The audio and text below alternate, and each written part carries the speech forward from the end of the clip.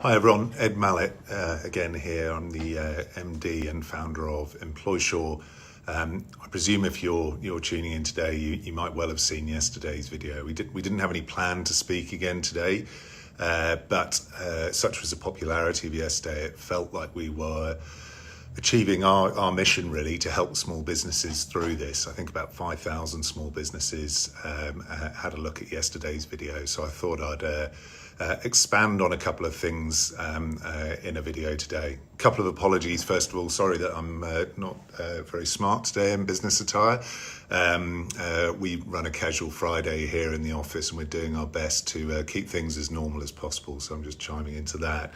And apologies for any technological problems at the beginning yesterday. Setting it up, this new form of communication for me was probably a bit like dealing with my elderly mum on Skype. So my apologies for any challenges in that regard. Look, what I'm going to do today is really focus on what I discussed yesterday and one stage of the strategy that I'm urging you all to follow. So yesterday, I talked to you about a 4-stage strategy. I said the first stage was stage 0, which is denial, that this isn't going to affect me, nothing's really happening, and so forth. The second stage of that strategy was the crisis process. What are you doing with the imminent threats to your business and how are you responding to them vis-a-vis your employees? The third stage was dealing with planning, more forethought into what you're doing, looking at the coming weeks and months and how that's going to impact your business, before finally looking at opportunity, which was the 4th stage. I'm going to really zone in today, though, on stage 1. I'm assuming you're not in stage 0 if you're watching today. You wouldn't be bothering to listen to me ramble on about how I can hopefully help you in managing your staff at this point if you were still in denial. If you're teetering on the edge of denial, you might well be in panic. Panic isn't a sage, it's no use to you. Worrying's not thinking, as we talked about yesterday. Teacup, think clearly under pressure. If you are in panic, I'd urge you now to try and elevate yourself as a leader, as a manager out of that, and start to think about what you can be doing through this crisis stage and getting your staff through that. So, looking at stage 1, the crisis stage, the first issue that arises, I suppose, is what happens if a staff member doesn't want to come to work, or what are your obligations about them coming to work?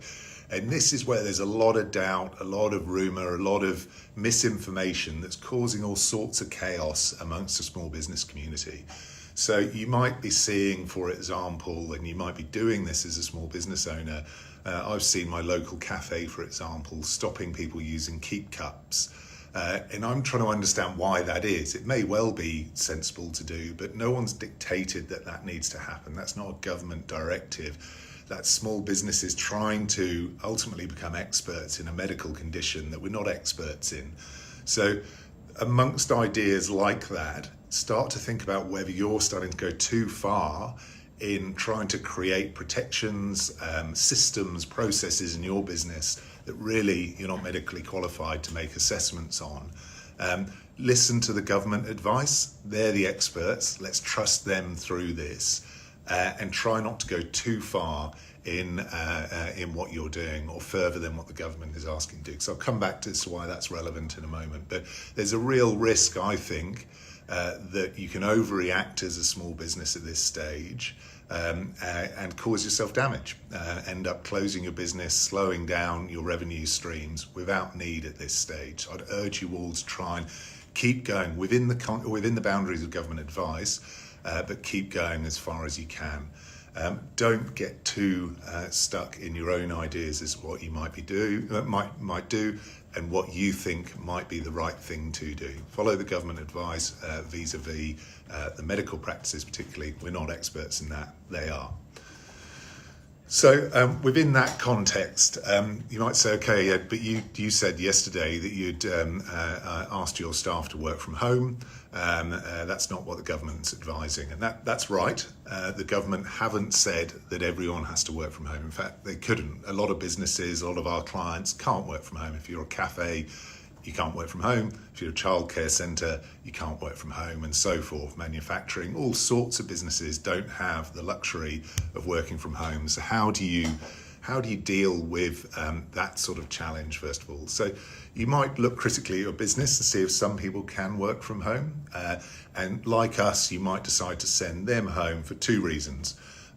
One, because for us it made sense commercially, being entirely frank. I didn't want our workforce to start cross-infecting each other and therefore lose a big batch of people in similar roles, meaning that I couldn't help my clients out during this period. I want to help clients. I don't want to be disadvantaged by the illness. The second positive aspect of that is that there is a health and well-being element, or a health and safety element, in that I've got a positive obligation to look after my staff and to keep them safe. It's difficult to say that I wouldn't be doing that by asking them to come into the office, because the government isn't telling me not to bring them into the office at this stage. So what I'm saying is this, is for businesses, you might take decisions that have, I suppose, strategic or tactical advantages to you in order to protect your ongoing business. That's quite different from doing extra things that you think are the right thing to do or might help out in some way. And just try carefully to distinguish those. The way I do it is to always ask myself, why am I making the decision? If it doesn't connect to that fundamental reason for making the decision, which for us is to make sure that we can continue to operate through the COVID-19 crisis and service our clients, then it's probably not worth doing. So that's my starting point. Within that context, there's a lot of misinformation as well about when you have to send people home, when you have to shut your business down, if you do, and so on. So the classic one is, what happens if a member of your staff gets sick? Sick generally, maybe they've got flu, maybe they've got COVID-19, but they're just presenting as being sick. Same as usual. No need to panic about this. They should be sent home just as they normally would. If anything, being a bit more cautious, making sure people aren't soldiering on and engaging in what we call presenteeism, sort of trying to be brave souls through that. So send them home and they'll be self-isolating for 14 days. There's no need to close your office at that stage. Just monitor business as usual, or your workplace. Monitor business as usual and see how everyone's getting along with that. What about if that person has COVID-19? And the reality is you're not going to find that out for a week or two anyway. So they've gone home as being sick. They've then got to be tested, which under testing requirements here is going to take time. So the reality is you don't need to close your office when they first go home. And then 14 days later, if you hear that they've had COVID-19 or have got COVID-19, you don't need to close your office then either. That's not a requirement of the government at this stage. It is to monitor the rest of your staff and to see what's going on with those staff. So don't rush to close your business because you think you're doing the right thing. Look critically at what you're being advised to do by the government. What about if you hear one of your staff members say, I've got a family member who's been sick and or had COVID-19? No requirement to close your office at all in either of those circumstances. If the family member's just been sick, that employee should still come to work and you should monitor their symptoms. And if they start to get sick, send them home. Same process we've just been through. If the family member has COVID-19, there is a requirement now that that you then go into self-isolation for 14 days. And I'll talk about the consequences of that on pay in a moment. So that's the position with family members getting COVID as well. So there are some requirements for quarantine at the moment. Those 14 days that I say, if you're either confirmed sick or if a family member's confirmed sick. Also, the government is now saying if you've travelled in from overseas, as of in Australia from the 15th of March, you're required to self-isolate for 14 days. What does all of this mean as to paying your staff? So if your staff members are restricted by quarantine, government advice as to when they have to be quarantined or self-isolated, technically that's not you stopping them from working, that's the government. And if the government is stopping them from working, your positive obligations to pay them cease, essentially. You might be seeking to be a good employer to retain those staff members. You might come to some agreement with them. You might ask them to take annual leave. If they're actually sick, they'll have access to sick leave as well. But if it's the government that's telling them that they can't come into work, that isn't your responsibility as an employer, unless, of course, they're sick. Reminding as well that true casuals, don't have access to sick pay. Equally, if an employee, and this is quite a classic one that's arising quite a lot, if an employee says, I don't want to come to work, notwithstanding what the government says, notwithstanding you guys doing the right thing by the government and having safe practices, I just don't feel comfortable going to work. Maybe I've got an elderly mother at home and I care for her, and I just don't want to put myself at greater risk. The law in that situation would say is essentially what that employee is requesting is unpaid leave. Now, if you were being a stickler for those rules, what you might say is, no, I don't care, you need to come back into work. But in current circumstances evolving quickly, I suspect a lot of you are going to be saying, okay, you can take leave. You might say you can use up your annual leave balance, you can use up carers leave, or you might be saying that's unpaid at the moment because we just don't know how long this is going to go on for and so forth. Remembering, of course, you don't have an obligation if you do agree to pay annual leave or someone's entitled to sick or carers leave. You only have to pay them for as much leave as they're entitled to. It's not a continuous ongoing payment forever. Be very careful of that because you don't want to end up with making commitments to employees to pay them beyond what their entitlements are at this stage when we don't know when they'll be back to work. So there's a bit about not coming to work. If you've got any questions, if I've missed anything, if I've not covered anything, keep them coming. I can see quite a few questions coming through here on the live feed I'll come back to in a second. Before I do though, I just wanted to talk a bit more about carers leave. Reminding ourselves this, and this is why I think it's really important, because my suspicion is, and I've got to be really careful here because there's a big difference between doing what I suggested yesterday, which is planning for the worst and hoping for the best, and rumouring and pretending that I'm an expert in COVID-19. I'm not. But my guess, as far as I'm required to plan for my business, is that schools are going to shut at some stage. That's a total guess. But if I look at the rest of the world at the moment, that seems to be a step that comes along at some stage in this process. What is that going to mean for your workforce? So one of the things that will likely happen to a number of us in that circumstance, we're estimating it could be as many as 3 in 10 of our workers turn around and say, hey, I'm stuck at home because I need to care for my child. What happens next? The answer to that is that if carers leave as a full-time or part-time employee, you're entitled to paid carers leave if there is an emergency to that child that means that you can't work. So in that case, school stopping might be an emergency. How long that is an emergency for that you couldn't predict is really the question mark and the grey area in this.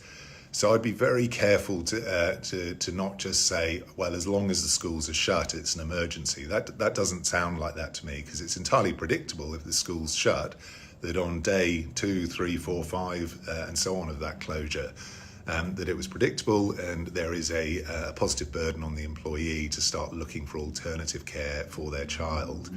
You may take a more constructive view, I suppose, or a less legal view, which is what we're doing here. We're paying all staff, regardless of entitlement, 5 days of carers leave in the event of a school shutdown like that. And then we're saying, look, after 5 days, we expect you to have sorted things out and found alternative arrangements. That's more generous than you need to do, to be honest, but it's a policy decision that we've taken here. So that's a little bit about carers leave, and that's going to be something that I think will crop up as a big part of this stage 1 crisis stage next week. I don't want to scaremonger with that. That's just the planning we're doing here. Just going to stray as I finish up, I suppose, on some of the questions that you may be facing under stage 1. I almost start to think towards stage 2, the kind of things that you might be reading about, hearing about, that we'll talk in a bit of detail about next week if people are still interested in hearing from me. That's redundancy, an unfortunate consequence for any business owner. I don't think I've ever met a business owner that would take any pleasure in contracting their staff in that way. but it may be an inevitability that we need to consider next week and start thinking about it as business owners, and I can help you with that. So there are, of course, consequences to redundancy, including redundancy entitlements. I'll talk about in a bit of detail next week. There's also a detailed process that you'd need to go through. Now, if you are considering that, you're better off getting going on that process as quickly as possible so that you're not left behind the game, having to start the process after your business's cash flow is really starting to suffer. There are alternatives to redundancy. One that you'll read quite a bit about in the last 24 hours is stand down. So Qantas have stood down a large portion of their workforce, and you might be asking yourself, is that available to me? Why is that going on? Why are they paying them some money? I think they've put a lot of people on annual leave, from what I understand. A couple of quick answers to that. So stand down's quite a unique situation. There needs to be a stoppage of work that is outside the reasonable control of the employer. So it doesn't just mean there's been a slowdown in work, things are not going well because of the current situation. It's something beyond that. And Qantas would be saying that the government restrictions have created a stand down circumstance for them. They'd also have pretty specific rules around stand down because of the union activity in their business. And those rules probably include rules as to what you pay people during stand down. The basic rule is that if you stand down someone because of a stoppage in work, you don't have to pay them during that period. You might agree to pay them annual leave or some other form of payment, paying out some long service leave entitlements to reduce the problems for them, so you're not burdening them with not having any pay, but that's not an obligation. But they're quite narrow rules around when you can stand down. That's also quite different to a thing called shutdown, which a lot of businesses do around things like Christmas time when business isn't continuing at levels that make it productive. Shutdown in those circumstances typically needs about 4 weeks notice to get it done. It depends on your award and circumstances, so you'd need to take advice on it.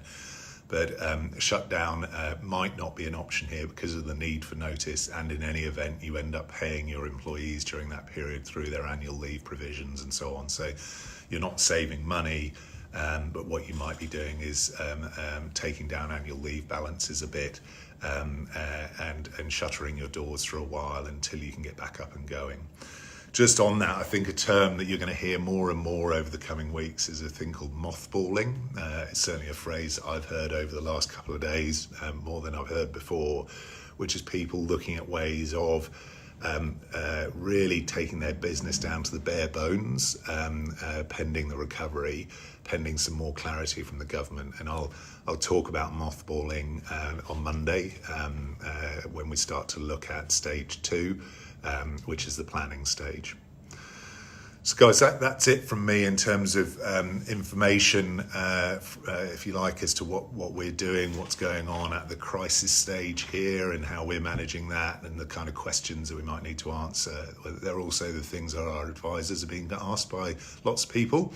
I can see a lot of questions coming through though, and I'm just going to look across to Stewie here, who's going to help me answer some of those, and if I don't get to them, what we'll do is have one of our advisors is going to respond to you during the course of today in response to the posts that you've made. Ed, some general narratives coming through. Here's an interesting one. What's the advice to employers who have staff on a probationary period? Good question. So two things I'd say. If you're following the strategy that I've proposed, stage 0, you're in denial. Stage 1, you're in crisis. Stage 2, you're in planning. If you're in stage 1 still, I wouldn't rush to look to cut short their probationary period and terminate any employment and so forth. But I would encourage you to get to stage 2 quickly, when you can start answering questions like, do I need to put a recruitment freeze on? Do I need to consider cost savings across my staff base? And one of the things you might first consider is that staff on a probationary period might be the people that you look to make redundant first.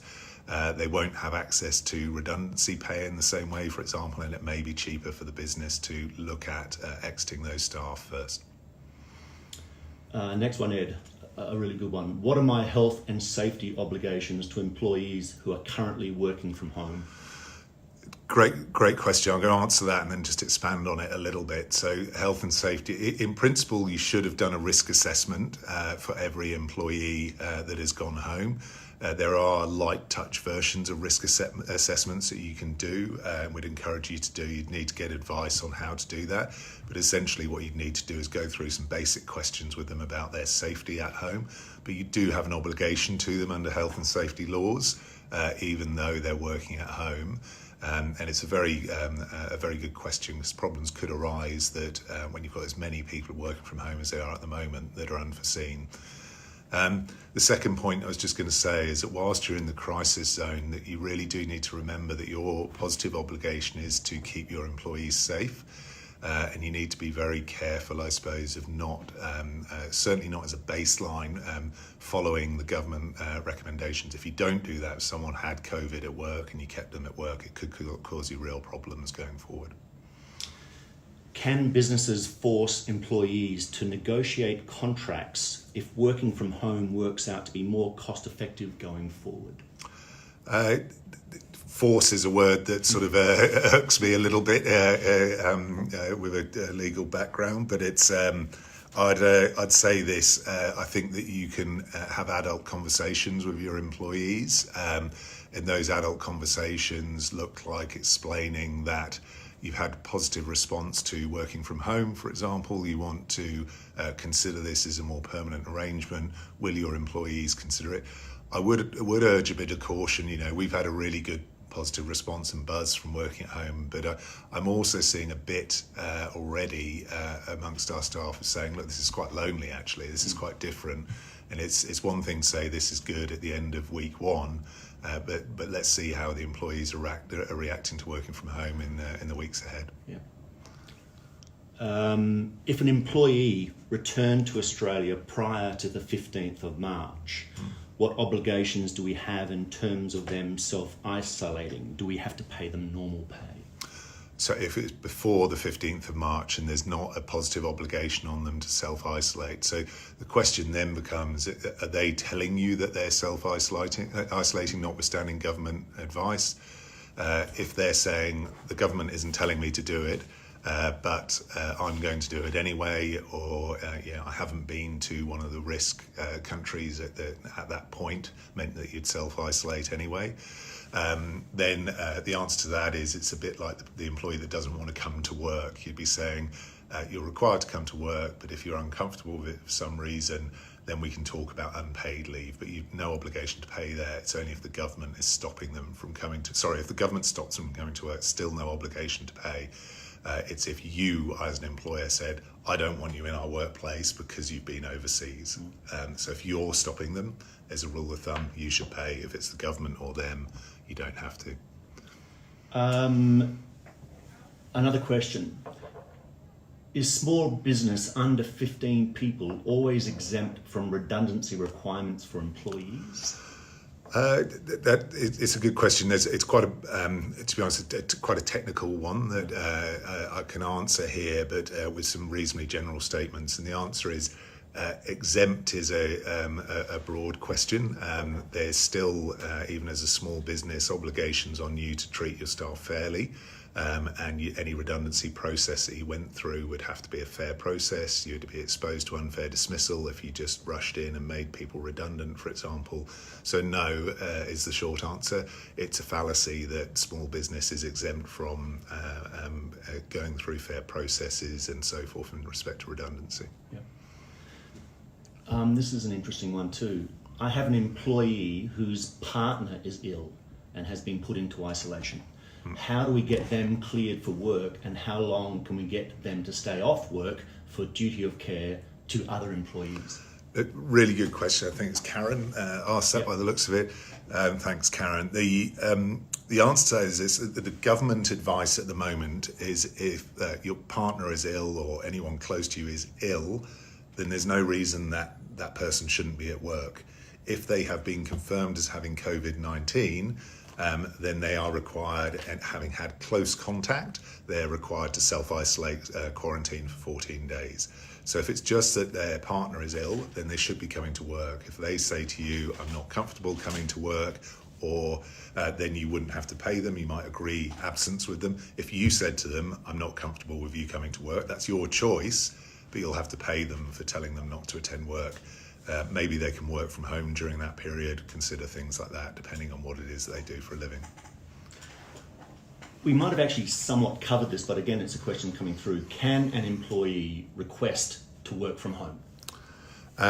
They can request. Obviously, a lot depends on what it is they do for a living. I think that giving some perspective, of the 5,000 odd people that were looking at this yesterday, I think you'd find that there's a really slim proportion of businesses that do as we happen to do and work in an office.